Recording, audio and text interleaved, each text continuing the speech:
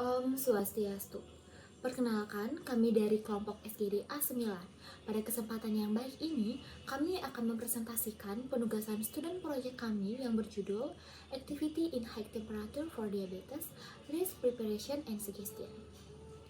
Baik dapat dilihat pada layar terkait anggota kelompok SGD A9 yang berkontribusi dalam pembuatan penugasan student project ini. Baik, sebelum lanjut, adapun outline bahasan dari presentasi kali ini, yang mana kami akan membahas terlebih dahulu mengenai bab 1 pendahuluan, dilanjutkan dengan bab 2 pembahasan, dan diakhiri dengan bab 3 penutup. Baik, perkenalkan saya Niputu Indira Pranadewi dengan 3 digit NIM akhir 012. Pada kesempatan kali ini saya akan membahas mengenai bab 1 pendahuluan dari penugasan student project kami. Saat ini, diabetes mellitus menjadi suatu permasalahan kesehatan global yang terus mengalami peningkatan prevalensi di seluruh dunia. Menurut International Diabetes Federation, pada tahun 2021, prevalensi diabetes global diperkirakan meningkat menjadi 12,2% atau setara dengan 783,2 juta pada tahun 2045. Berdasarkan data Riset Kesehatan Dasar atau Riskesdas Indonesia tahun 2018, menunjukkan bahwa prevalensi diabetes mellitus ataupun DM di Indonesia mencapai 8,5% atau sekitar 20,4 juta orang Indonesia telah didiagnosis menderita DM. Penderita penyakit diabetes mellitus seringkali tidak merasakan adanya keluhan terkait penyakitnya. Terdapat faktor resiko yang dapat meningkatkan kejadian diabetes pada seseorang, yang meliputi faktor genetik dan gaya hidup seperti kurangnya aktivitas fisik, diet yang tidak seimbang, dan status gizi yang buruk. Penelitian menunjukkan bahwa aktivitas fisik seperti jalan kaki dapat membantu menurunkan kadar gula darah dan meningkatkan sensitivitas insulin. Aktivitas fisik harus disesuaikan dengan kondisi individu, termasuk memperhatikan suhu lingkungan, karena paparan suhu tinggi dapat meningkatkan resiko bagi penderita diabetes dalam melakukan aktivitas fisik. Oleh karena itu, penulisan student project ini bertujuan untuk mengetahui hubungan antara aktivitas fisik dalam suhu tinggi dengan kadar gula darah pada penderita diabetes, sehingga penulis dapat menjabarkan lebih dalam mengenai resiko, preparasi, dan saran aktivitas suhu tinggi pada penderita diabetes, sehingga diharapkan dapat dijadikan pengetahuan tambahan bagi masyarakat dan penulis. Baik, dapat dilihat pada layar mengenai rumusan masalah dari penulisan student project ini. Berikut merupakan tujuan penulisan dari penugasan student project ini dapat dilihat pada layar. Baik, berikutnya mengenai manfaat penulisan student project kami klasifikasikan menjadi 2 bagian penting, manfaat secara teoritis dan manfaat secara praktis yang dapat dilihat pada layar. Dan mengenai metode penulisan dari penugasan student project kami mengumpulkan sumber data berupa literatur dalam bentuk media cetak dan elektronik yang memiliki kaitan dengan tujuan dan objek penulisan kami. Baik, berikutnya mengenai bab 2 pembahasan akan dilanjutkan oleh rekan saya.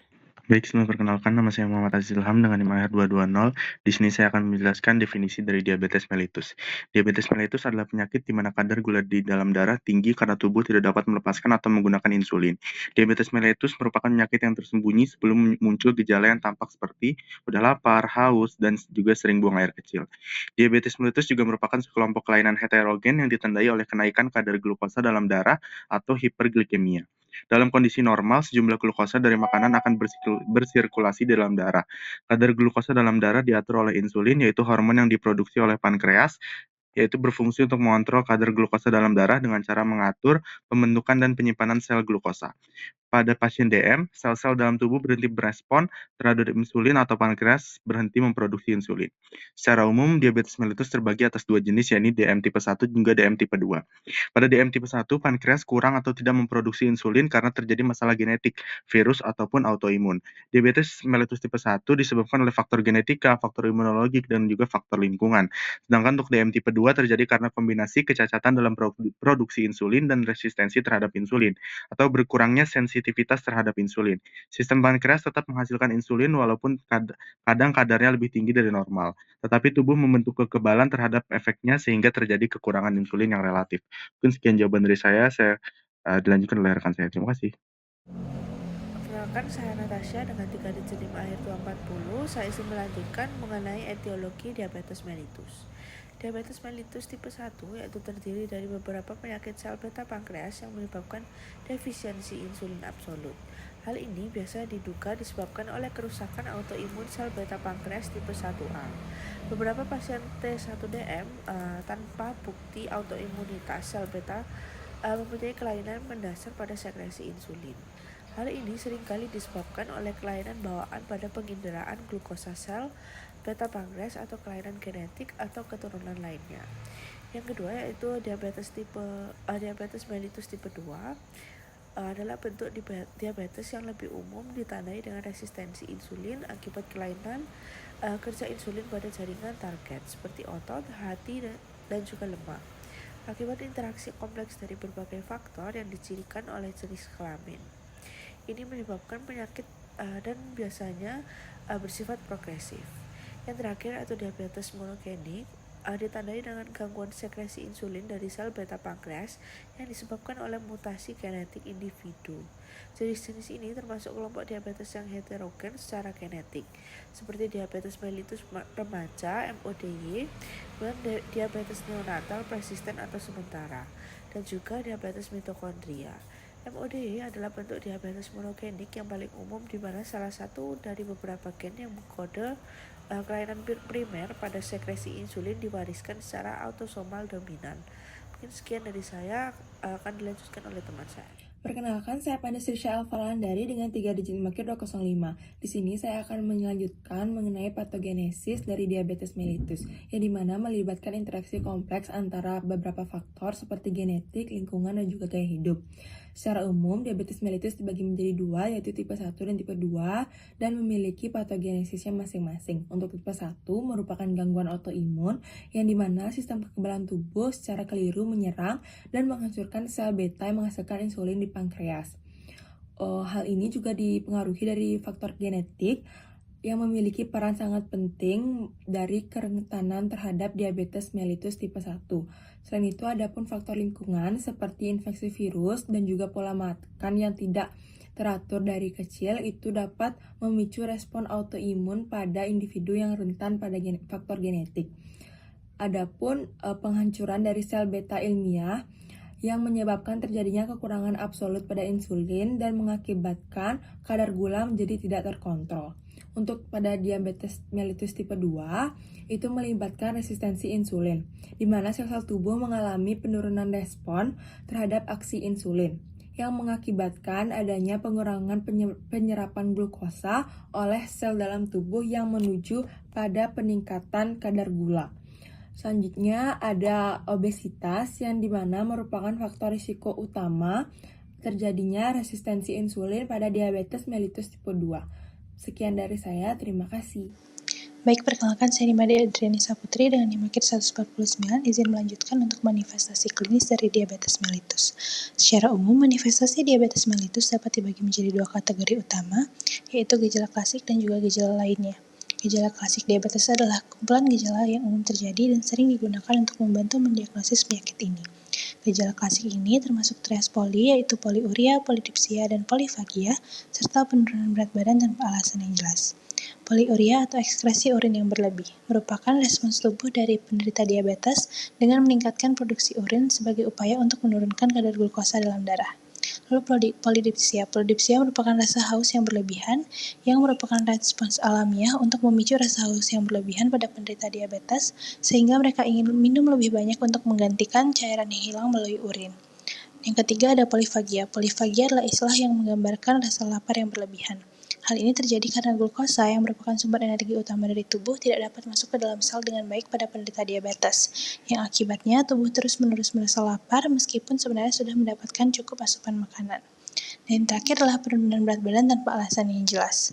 Meskipun penderita diabetes merasa lebih lapar dari biasanya, berat badan mereka justru turun drastis dalam waktu singkat. Hal ini terjadi karena tubuh kekurangan asupan glukosa yang seharusnya menjadi sumber energi utama. Akibatnya, tubuh terpaksa membakar cadangan lemak dan otot untuk menghasilkan energi sehingga berat badan mereka turun dengan cepat. Selain trias poli, yaitu poliuria, polidipsia, dan polifagia, dan penurunan berat badan tanpa alasan yang jelas, diabetes juga dapat menimbulkan berbagai gejala lain, baik yang umum maupun yang lebih spesifik, meliputi lemah badan, kesemutan, gatal, mata kabur, disfungsi ereksi pada pria, dan juga pruritus pada wanita. Perkenalkan, saya Nana Dwi Pena dengan 3 digit terakhir 047. Baik, diabetes mellitus dapat diklasifikasikan menjadi 4 berdasarkan etiologi dan manifestasi klinisnya, yaitu ada diabetes mellitus tipe 1, tipe 2, tipe gestasional, dan tipe spesifik lainnya. Diabetes mellitus tipe 1 juga dikenal sebagai diabetes dengan ketergantungan insulin. Diabetes tipe 1 adalah suatu penyakit jangka panjang yang terjadi ketika pankreas tidak dapat memproduksi cukup insulin bagi tubuh. Diabetes mellitus tipe 1 diakibatkan oleh kerusakan sel beta pankreas yang dimediasi oleh sistem kekebalan tubuh. Diabetes tipe 2 adalah salah satu gangguan metabolisme yang paling sering di seluruh dunia. Perkembangan diabetes mellitus tipe 2 disebabkan oleh kombinasi dua faktor utama, yaitu sekresi insulin yang kurang dan ketidakmampuan jaringan yang peka terhadap insulin untuk merespon insulin. Diabetes tipe gestasional adalah suatu kondisi intoleransi glukosa pada ibu hamil sehingga terjadi peningkatan kadar glukosa darah selama kehamilan. Diabetes tipe ini atau diabetes tipe gestasional ini terjadi pada ibu hamil tanpa riwayat diabetes dan biasanya terjadi pada usia kehamilan di atas 20 minggu. Kemudian diabetes tipe spesifik lainnya ini mencakup berbagai kondisi diabetes yang tidak sesuai dengan kategori umum, diabetes tipe 1, tipe 2, atau diabetes gestasional. Kondisi ini sering disebabkan oleh mutasi genetik, penyakit atau kondisi medis tertentu, atau pengaruh obat-obatan. Sekian dari saya mengenai klasifikasi diabetes mellitus. Terima kasih. Nama saya David Sagiman dengan 3 digit 5 akhir 17. Pada hari ini saya akan membahas tentang komplikasi dari diabetes mellitus. Jadi diabetes mellitus ini adalah suatu penyakit sistem endokrin yang didiagnosis dengan kadar glukosa darah yang tinggi yang tidak normal. Penyakit ini telah menjadi salah satu penyakit yang paling umum dan paling cepat berkembang di seluruh dunia. Dalam perjalanannya, penyakit ini juga cenderung menyebabkan beberapa komplikasi yang memperburuk kondisi kesehatan seseorang. Salah satu contoh komplikasinya yaitu diabetes kidney disease atau disebut juga dengan nefropati diabetik. Kondisi ini adalah gangguan progresif yang didefinisikan dengan berkurangnya fungsi ginjal karena hiperglikemia. Kondisi ini sering terjadi bersamaan dengan albuminuria. Diabetes kidney disease tidak memiliki pengobatan yang spesifik. Pengobatan penyakit ini melibatkan pengelolaan kadar glukosa darah, protein urea, dan kerusakan ginjal progresif sampai tahap akhir diabetes kidney disease. Di mana pada tahap akhir mungkin dialisis atau cuci darah serta transplantasi ginjal biasanya diperlukan untuk bertahan hidup pada orang yang memiliki diabetes kidney disease pada tahap akhir.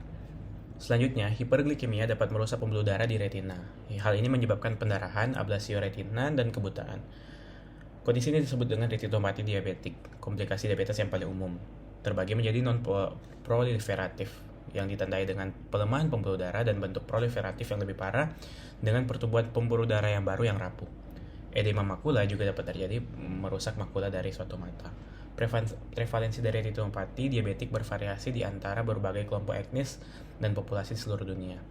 Diabetes menyebabkan kerusakan saraf terutama pada saraf perifer di tungkai bawah dan dapat berkembang menjadi beberapa subtipe neuropati seperti polineuropati simetris distal, neuropati otonom, dan neuropati atipikal. Neuropati diabetes meningkatkan risiko ulcerasi kaki dan amputasi ekstremitas bawah secara signifikan. Kondisi ini disebabkan oleh berbagai faktor risiko termasuk kadar HbA1c yang tinggi, hipertensi, merokok, dan indeks massa tubuh yang tinggi atau BMI yang tinggi. Pada akhirnya, diabetes adalah penyakit endokrin yang ditandai dengan glukosa darah yang tinggi. Penyakit ini sering menimbulkan komplikasi serius seperti kerusakan pembuluh darah besar dan kecil yang dapat menyebabkan kematian. Komplikasi utama seperti diabetes kidney disease, retinopati diabetik, neuropati diabetik, yang semuanya mempengaruhi berbagai organ dan sistem tubuh, serta dapat mengakibatkan kondisi yang memerlukan intervensi medis serius seperti dialisis, transplantasi ginjal, dan amputasi.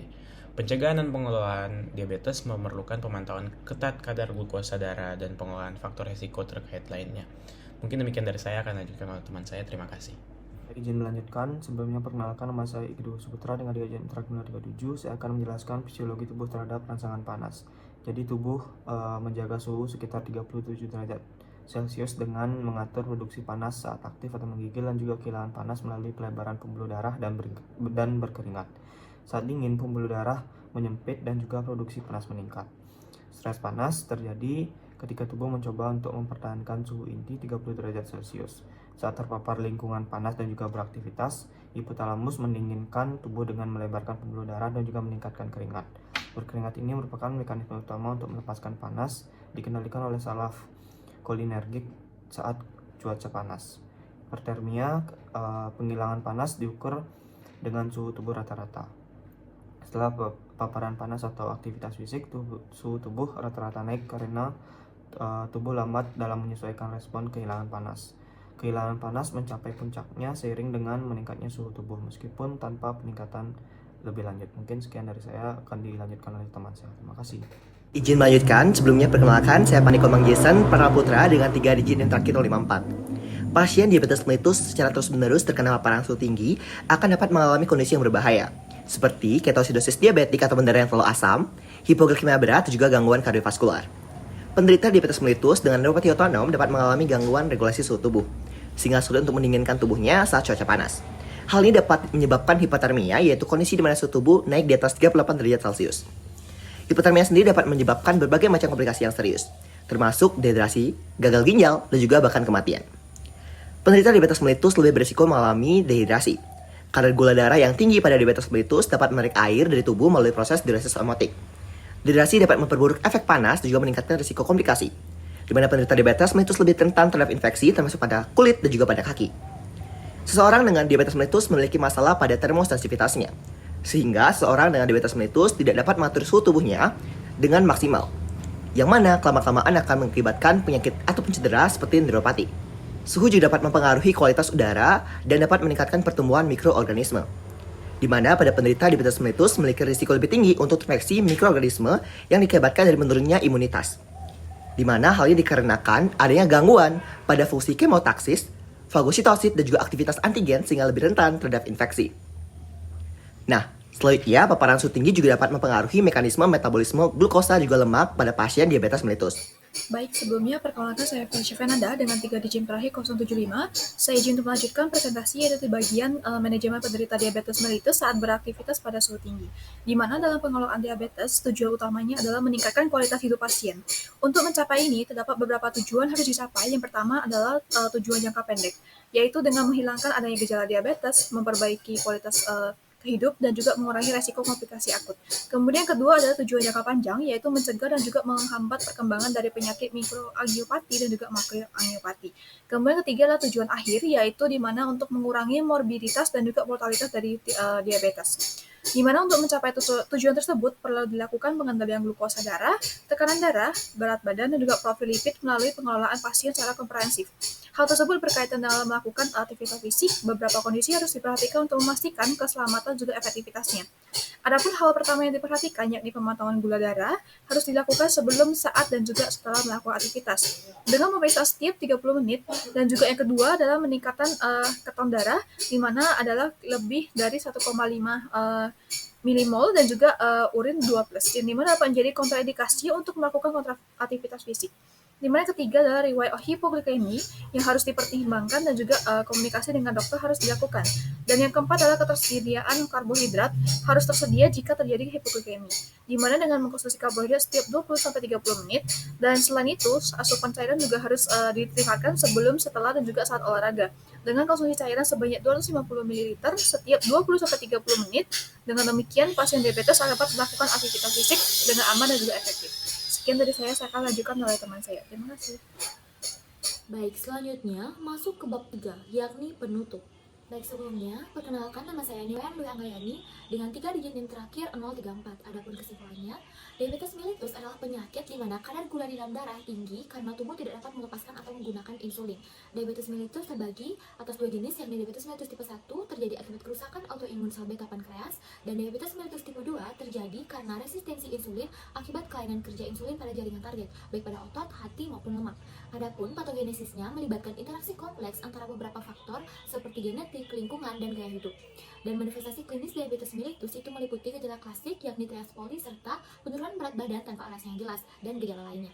Kemudian berdasarkan klasifikasi diabetes mellitus dibagi menjadi 4, yakni diabetes mellitus tipe 1, tipe 2, tipe gestasional, dan tipe spesifik lainnya. Adapun komplikasi diabetes mellitus itu termasuk diabetes kidney disease atau DKD, retinopati diabetik, dan neuropati diabetik, yang semuanya mempengaruhi berbagai organ dan sistem tubuh. Pasien diabetes mellitus yang terus-menerus terpapar suhu tinggi dapat mengalami kondisi berbahaya seperti ketoasidosis diabetik, yang mana darah terlalu asam. Kemudian, lainnya juga ada hipoglikemia berat dan gangguan kardiovaskuler. Suhu yang tinggi dapat menyebabkan peningkatan kebutuhan air dan energi, sehingga penderita diabetes harus lebih berhati-hati dalam mengatur aktivitas fisiknya. Dalam manajemen, penderita diabetes diharapkan dapat mencapai tujuan jangka pendek, tujuan jangka panjang, dan tujuan akhir, yakni mengurangi morbiditas dan mortalitas diabetes. Baik, selanjutnya saran dari student project ini, penulis ingin menyampaikan kepada pembaca agar hendaknya memahami dan menelaah isi dari kajian ini dengan mengetahui dan memahami wawasan mengenai diabetes mellitus serta hubungan dan dampaknya terhadap suhu tinggi. Baik, adapun ini merupakan daftar pustaka yang kelompok kami gunakan. Baik, dapat dilihat pada layar. Baik, sekian pemaparan student project dari SGD AC Milan. Akhir kata, kami tutup dengan Paramasanti. Om Santi, Santi, Santi, Om.